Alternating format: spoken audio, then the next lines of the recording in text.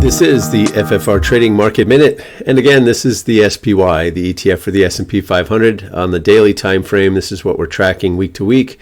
And when we came in last Thursday, here's where the market closed when we were doing the market minute last week. That close did put the RSI below its moving average, the black line below the red line. And when the low gets taken out, which obviously it did, the next day we gapped with this big gap down on that tariff news.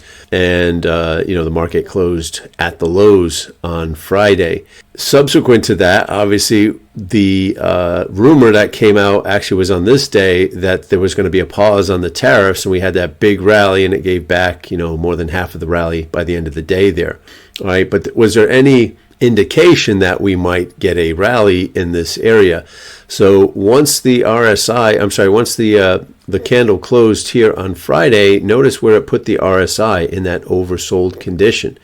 And even though we're below the 20-period moving average and we're below the 200-day moving average, you can still expect that the market, it'll be a turning point in the market.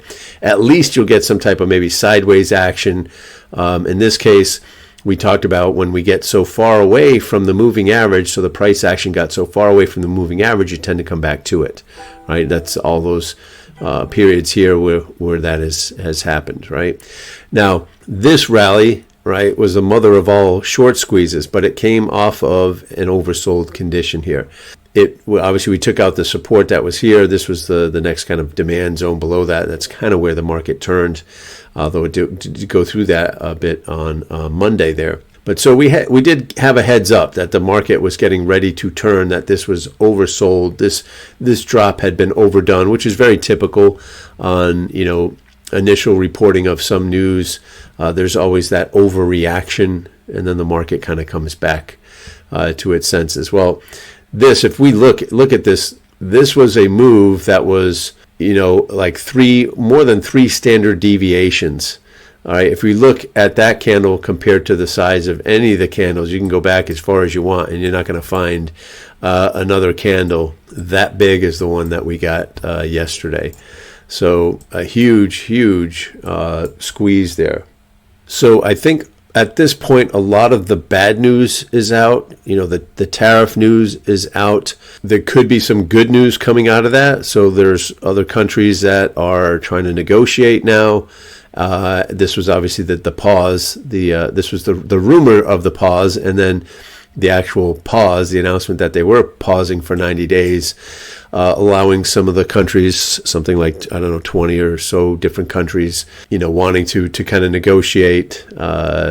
If at some point we get some news that China is going to come to the table, obviously that could be another big explosive move to the upside. All right, but where are we heading here? Well, the RSI is back above its moving average here. We're selling off today. Obviously, I don't expect we're going to get outside of yesterday's range, Wednesday's range.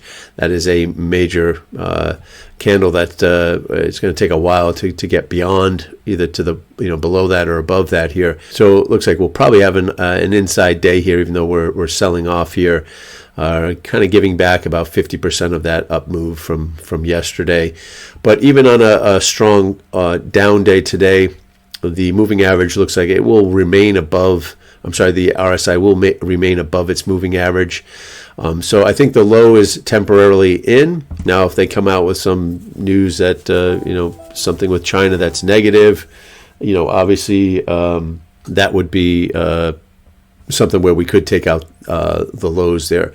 But just watch that RSI. If it does cross below the moving average, all right, then we could get more downside. If it remains above, then I expect even if we get a pullback here, we should not take out the lows, and we'll either go sideways or maybe retest the next supports here.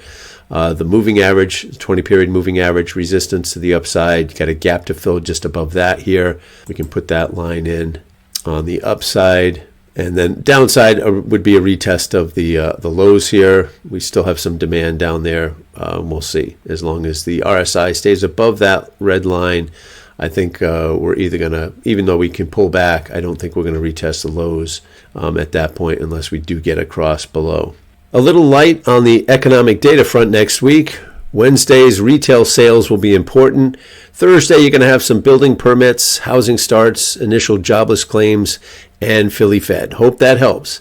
Have a great rest of your trading week. We'll see you back next week in the FFR Trading Market Minute.